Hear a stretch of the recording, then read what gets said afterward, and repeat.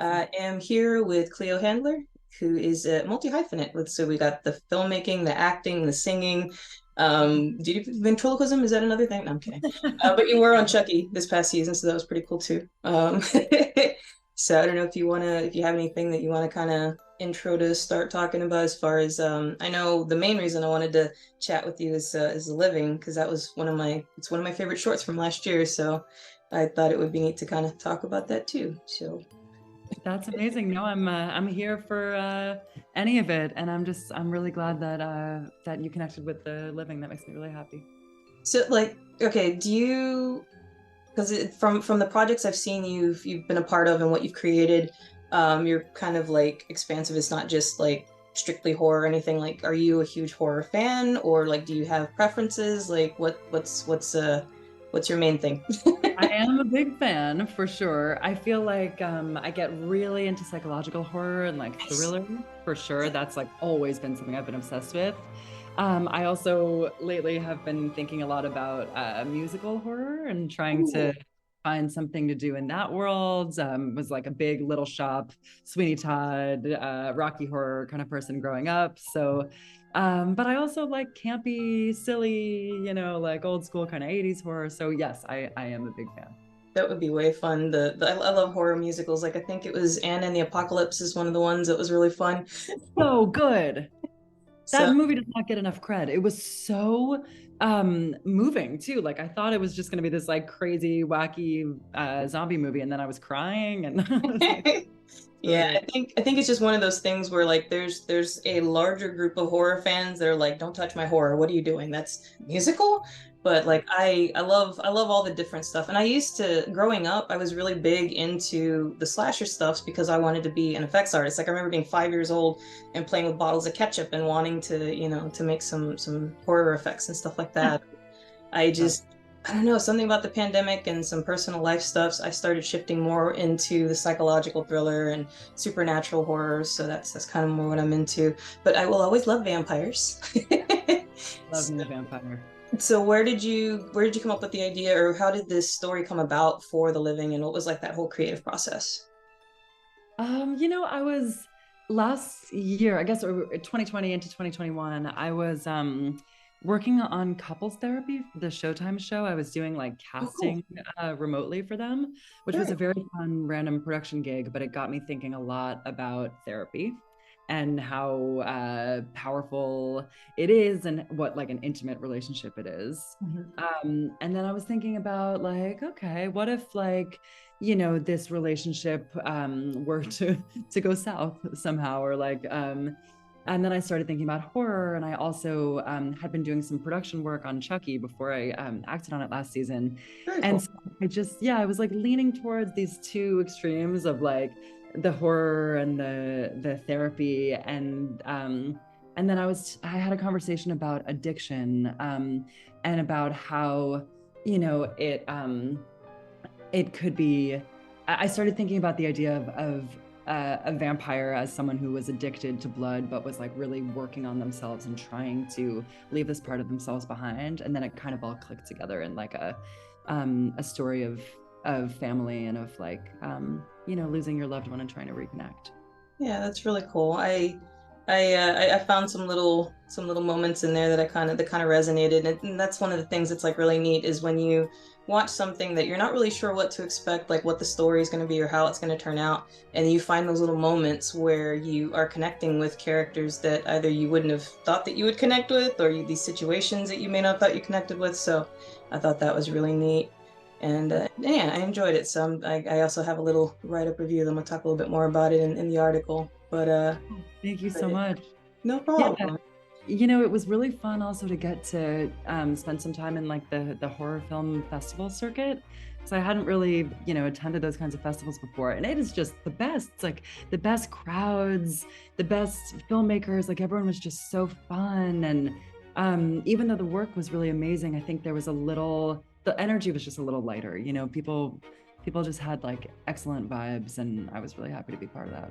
Yeah, which is funny that I've started doing this because I'm not really antisocial. Like I have, it takes certain circumstances for me to be comfortable with people, and so to just kind of like put myself out there and communicate with people, it's hard. So it's like I suck at networking, and when it comes to film festivals, I'm not. I prefer the horror film festivals because it does feel more comfortable, and like conventions and things like that, it feels more homey as Yeah. opposed to when I'm at a regular film festival, I feel like I'm an insect. It's like they're like, so what do you do? Who have you worked with? What's all in your credits? And I'm like, you tell good stories, and I did it all by myself. I'm Yeah. amazed, but it's okay, you know. I just want to like talk about what weird movie you just watched and like, what's your favorite monster? And yeah. Yeah, which actually, so you said you like psychological horror and thrillers, and you are a big fan. So who is like your favorite, or what is your favorite horror movie, or maybe even horror movie villain, Oh man. if you can narrow it down? Yeah, there's so many good ones. I think the thing that like growing up really, really messed with me was The Ring. That was Oh like yeah, yeah. formative, like gut level fear. And, and I remember watching that. And then the next day, my friend, she ran out of her life cereal in the morning. And she was like, I ran out of life. I'm going to die. And it was just this terrifying. We were like so deeply affected by that. So that was one that really, really got me. But lately, I think Barbarian was pretty incredible. And that was It was crazy. such a wildly like inventive and psychological kind of film, and the twists and turns that it took, like I really found that really engaging and terrifying. I was not expecting that from Barbarian. I don't really remember what I was expecting, but I was watching it, and as it went along, I was like, "Whoa, what just happened? Whoa, what is happening?" And it's like whenever I watch films, I have this habit of always trying to figure it out. It's like I can't turn my brain off. So it depends on what's happening in the film for me to actually just be like completely engaged, and I was very engaged with it. I was like, "Oh, this is pretty cool." Yeah, not going where you might expect it to go. Yeah, I checked out this other, speaking of really weird movies, there's this one called The Special, and I think it's on Prime right now, or and possibly Tubi, but I was like, it's not my kind of thing. Like the story had something to do with this guy thinking his wife was cheating on him, and so he was gonna, his best friend like took him to a brothel, a psychic brothel, by the way. And so there's like this box with a hole in it, so you kind of know where that's gonna go. But then it just takes this insane turn all the way to the end, and I'm like, did I just watch? The Special. Putting that down. Yeah, it's a trip. It's a trip. I can't even. I'm like, can I don't know if I could. I mean, I guess I could say it was good because I was engaged and I was like, what the hell's happening? Wow. But it was well shot. So, but it was interesting. It kind of reminds me of like old. Like, I don't know if you ever watched Tales from the Dark Side, the series, or like the original, like Tales from the Crypt, stuff like that. That's kind of Yeah. the vibe that it had. Oh, So. fascinating. But oh yeah, so we were talking about Life on Air, which is not horror, but it was actually, it for me it felt like it had this kind of like mystery thriller vibe. And what was really cool is that even though it's like present, not even though, but it's presented with like this whole like influencer kind of thing, and then towards the very end of it, it just felt sinister. That was the thing that caught me. I was like, hmm. And I don't know, I just had this image in my head. I was like, are they gonna like, because it didn't feel like they were gonna have happily ever after. It kind of felt like maybe they're gonna rock and start killing people. I don't know if that's just weird how my brain is, or if that was intentional, but like, how did you come to that process, and do you think you'll be making something else similar? Because I really thought that was cool. I enjoyed that. Oh my God, that makes me so happy. Yeah, that project was definitely like the most I've like played with structure ever. It's like this interactive. We had 4 different Instagram accounts and like 60 different posts, and like the story unfolds in real time across all the platforms, and it was so fun because people could like interact and comment, and I would write back as Haley, and it was such a blast. But yeah, first of all, you are correct. That was definitely not a happy ending in my book. We wanted to leave it open-ended, but someone is dead at the end of this, in my opinion. Um, and yeah, I love mystery, I love thriller, and I love getting to like play with people's expectations like that. So that was such a blast. And I would love to return to something like that.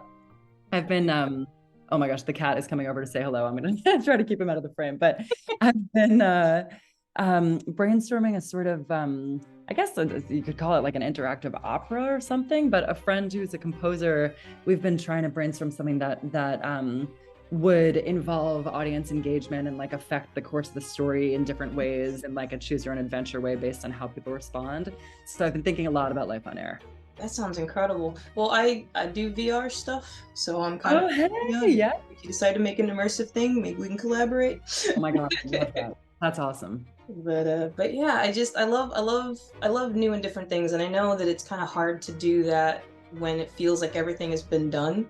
Yeah. But I think that it's basically when you start meshing different genres and you start, like you said, playing with people's expectations, that's like the best way to keep things fresh. And like I've seen so many different like found footage type projects or films that they're now starting to use the influencer, kind of vibe. And a lot of them are just kind of like flat and stale. And I found Life on Air kind of towards the end of it, so it had already wrapped up, and I was like, damn it! It was like I think I was in it for the first part of it, and then I don't remember what happened that I just fell off. So I have these phases where I'm not always on social media. I'm like, but then I came back. I was like, damn it, it ended. But it was just I was like, oh, that just happened. That was cool. So Awesome. Yeah, I love that found footage stuff. We were thinking a lot about like Lonely Girl 15. Do you remember that from like early like MySpace blogspot days? It was like this project of this girl like blogging about her feelings, and it had this sort of sinister energy to it. I And just that haven't heard of movie, that. oh my God, I recommend checking it out. It's old at this point, but it was early days. And then that movie Searching came out around that Searching same was good. Searching was really good.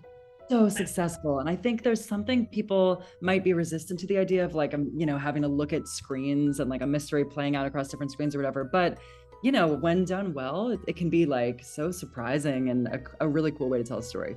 Yeah, and which is ironic because it's pretty much what a lot of us do anyway. We spend like I have friends that will spend hours just scrolling through shit, and they'll send me stuff and they'll send me stuff, and I'm like, am I supposed to? Am I just looking at this with you, or am I supposed to engage with this? What are we doing? Like, I have things to do. It's like homework, friend homework. It's like, watch these 10 videos. Yeah, pretty much. So you can see what mental state I'm in right now. Go through and watch all these memes or read these memes and watch these videos. Yeah. But yeah, it actually one of my favorite found footage films was The Taking of Deborah Logan. Have you seen that one? No. It's terrifying. It's a little Is it bit a older. kidnapping story, or I'm sorry. is it a kidnapping story, or the taking? I guess it's technically possession. Awesome. And the funny thing is, I don't really believe in this seems to be a theme in most of my interviews. It comes up at some point. It's like I don't believe in like demons and that sort of thing. Like I think that a lot of what we have going on is like it's what's in a person, Yeah. and it's energy, so it's the idea of that's one of the reasons why possession movies, exorcism films, it's hard for me to really get into, because I'm like, except for The Exorcist, because that was kind of new. I wasn't born at that time, but it was like one of the first things I had seen when I was a kid. I was like, oh God. And then I was raised Christian, but now it's like it does nothing. But Taking of Deborah Logan is basically like a possession film, and it's terrifying, and it's found footage. And I think one of the cool things with found footage is that since it's like shot on video, it's easier to like freak someone out because it looks real, Yeah. and if you can pull off those effects. So Yeah, but exactly. That I have to see that. But that was one challenge with Life on Air that I was really committed to trying to like do as little editing as possible. Like we had to sometimes like speed things up or whatever, but I wanted it to just really feel like these people have decided to put a camera in their bedroom and you're just like catching glimpses of it, and wanted it to feel as like you're just stumbling across moments from their life and reading into it on your own, and as like found and natural as possible, and like so you can't really see the creator's work in there. yeah, that's really awesome, and I would be very excited to hear more about the your latest project as it starts to unfold. So when you make more progress, if you feel like you want to give updates or anything like that, I'd be happy to do write-ups and whatever we can put out there. Oh, So that's awesome. Thank you. no problem. And then actually, you also just released an album, yes? Which is, I think that's the thing is I know you guys do so many different things with your lives, and it's like not just horror. So it's always nice to be able to talk about the different things. Which it was good. It kind of I always hate to give comparison to artists because I don't want it to like you're unique in your own sound. But for me, it kind of had like Liz Phair vibes. Like it reminded me a lot of like '90s alternative. So it was like really cool. Or the like that line between like folk and alternative, but it was heart-wrenching at some points, but very, very good. So much. First of all, that's like that reference means a lot to me. That's like exactly the goal is that 90s Liz Phair energy. So thank you. Always dig that. I tend to be stuck in the 90s when it comes to music. It's like Oh I yeah. have a heart like I like some pop music from today, but I it's hard to I don't it just doesn't feel the same. Like I don't know, maybe it's me who's changed or something. I can't relate. But Who are some of the 90s people you keep coming back to? um depending on moods, I spend a lot of time with the like some Nine Inch Nails, Liz Phair, occasionally Sarah McLachlan. Mm-hmm. Sometimes White Zombie or Rob Zombie. Well, Rob Zombie kind of was more in the early 20s. Yeah. I love a lot of Sonic Youth and Placebo, so it vacillates between that and like opera music. That's awesome. Sometimes Tejano. So it just kind of depends on what my mood is. But Prince, lots of Prince. And I feel So like music, I don't know, the more films I make and the more like I'm trying to break into different forms and, do like interactive stuff or whatever, operas or anything. I just feel like music it's just like the most powerful way to create a vibe. And in horror too, like, wow, you can do so much with like a well-chosen musical cue. yeah, those scores are super important as well as the sound design. Like I'm not huge on Ari Aster. I think I'm not huge on Ari Aster, but I did like Hereditary mostly because the sound design terrified me. Yeah. I was sitting in the theater like, what am I hearing? What is this? You know? So that's always important. And then yeah, music, it's like one of the best manipulators, I guess, to get you to feel. So Yeah. but is there anything else that you want to plug or anything that you like to share? Or I feel like I've been talking too much. No, are you serious? No, it's great. It's so nice to get to know you. No, I think the next thing will be hopefully something in the horror musical world, and I'll let you know when I nail it down. But so far, I think it is involving a girl who's turning into a lizard. That's That's interesting. yeah, I've been really drawn to. I don't know why I keep returning to this image of I want to call it warm-blooded and something about like a girl who just finds herself turning into a lizard and has to like find her power to fight back. I have my mind's all kinds of places with. I was like, that's super cool. I would definitely watch that without knowing whatever else is gonna happen. So, Good. and then I like lizards. They're interesting. Sometimes I think they're cute. Sometimes they freak me out, but I like them. I like them. I like them. I would prefer to encounter a lizard than, a snake or other sorts of crawlers. I think lizards, yeah, they're there's something very, very relatable about them. Actually, I do have one other question. With your creative process, when you get these ideas, how do they tend to come to you? Like, do you take them from certain life situations or conversations, or are they literally just like random things that pop up and it's like, oh, Interesting. I think it does differ, like it changes based on the thing, but in general, I keep a sort of chaotic note open on my phone always. And if you do that too? yeah. Yeah. And if I like hear something weird or just an idea pops into my head or like a strange image, I'll write it down. And then when I'm trying to think of like, okay, I'm getting the urge, like it's time to start a new thing, it's time to write a new project, I'll like go look through the lists and kind of flip around and see what's like gaining momentum and growing and what's like, that was just a stupid thing that I haven't thought about since, But Yeah. like a vampire in therapy was definitely one that I was like, I want to do something in therapy and I want to do something with horror and maybe something with addiction. And I also, for that, I forgot to mention, but there was a short story that Karen Russell wrote called Vampires in the Lemon Grove. Oh, okay. And I read that, and it's about a sort of like retired vampire living and like drinking lemons, like drinking the juice of lemons. And there was something about like those few things just kind of came together, and then it was like, like a kernel. Yeah, But often it's, yeah, just a lot of like jotted down nonsense that, either grows or falls apart. that's cool. Yeah, I definitely have one of those lists and a notebook. And it's like the notebook is the more developed version, but the list is like you hear a random line of conversation out in public. It's like, pass up some like shoe that's in the middle of the road. Yeah. I love eavesdropping too on like random conversations at the coffee shop and like what are they thinking about? What's going on over there, Have you seen that Instagram account? I think it's called Heard in LA or something like that. So good. So good. I actually I remember it's about 2 years ago. I swear to God, I've been trying to move to LA for like 2 years. But Well, two where are you years now? Are you in Texas? I'm in fucking Texas. Yeah. I'm not happy to be here, but I'm here. Cool. But hopefully soon. But yeah, at one point when I was getting ready to head out, or I thought I was gonna get ready to head out, I was going through. I was like, okay, what should I follow to see if I can get some leads on networking events and stuff like that? And I stumbled across it, and I was like, oh, this is funny as hell. I don't know a lot of these references, but it's still funny. Yeah, you get a vibe even without the references. You pick up a clear energy. Yeah. So, well, this has been really, really fun. I could probably just go on and keep prattling on forever, but I'm gonna cut myself. Okay, well, I have one question for you. As someone very plugged into the horror world, what's like a recent thing that you think I should watch besides the Taking of Deborah Logan? Hmm. Recent. Do you do series well at all? Yeah. Swarm on Prime. Okay, I like screenshotted the ad for it yesterday because I was like, I need to revisit this. Okay.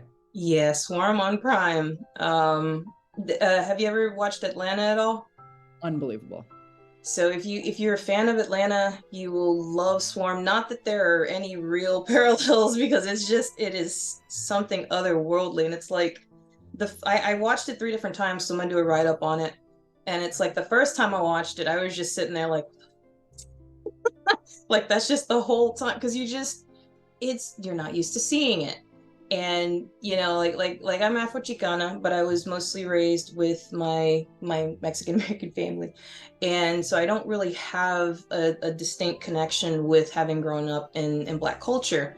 But there are certain things that I'm aware of, certain things that I've learned about, and that I've come to hear of experiences, and you just kind of think about it, and it's like, and looking at the response online, it's like people there's mixed reviews because it's like you can't portray a Black woman this way and this wouldn't happen in real life and all this other stuff. But I think about how when you're dealing with marginalized groups, it is rough because we don't want to victimize, ourselves, or like brutalize and continue mistreating. But at the same time, if you're wanting to reach those levels of doing things that haven't been done, and what about allowing the freedoms? And that's one of the things that I think it was Janine Neighbors that was talking about it, or it may have been Dominique Fishback, that they felt like they wouldn't have the opportunity to portray a character like that because Black women would never be able to do something like that in real life. Which I still disagree because I've seen I've known some pretty crazy women. But I can understand where they're coming from with that. And so you're kind of just, it just hits you like, oh, this is insane. And then going through and watching it a second time, I've been in some abusive relationships, and I've had friends that have gone through abusive relationships. I grew up as an abused child, and so when you look at things, at how people turn out as a result of the things that happen to them, some people, you can see that they carry it with them and how they treat other people, and then some people, are completely different. You'd never know. And so you see this character, and it's like you have these weird moments where you feel some form, like there's some compassion because it's like, Jesus, they snapped, and it's tragic. But then at the same time, it's like you should do those things. It's messed up, man. So You though, I think that that's also like the kind of content, especially horror content, that I gravitate towards the most too, is the stuff that feels like psychologically deep, and even if it's crazy and bad shit, it's like grounded in like a real emotional truth. Yeah, there are so many layers with it. Oh, and Billie Eilish plays a cult leader. I mean, that's so cool. Not a spoiler because they're talking about it everywhere at this point, but it's funny because there were some moments I was looking at it and I was thinking about when Fiona had played a cult leader in The Purge. And so I was like, oh, there's like these neat little parallels, and she's doing so well. I wonder if she studied, but but it It's was amazing. I wonder. Oh, that's cute. yeah, it's a really good show, and I'm curious, really curious with what they're gonna do. And if you do watch it, like when you get to the end, please message me so we can talk about that ending. Okay, good. Yeah, I would love to. I'm gonna want to discuss, I'm sure. Because I'm just like, wait, what? Is it? No. What? So, but it's great. And again, I talk. Sorry. Oh no, oh my God. No, I'm so excited. Um, yeah, okay, I'm definitely gonna reach out. And it's so nice to get to chat with you. I hope we can stay in touch. Likewise, absolutely. It's so great. It's so great meeting you. And yeah, let's keep chatting. Likewise, great meeting you too, Cleo, and we'll catch you later.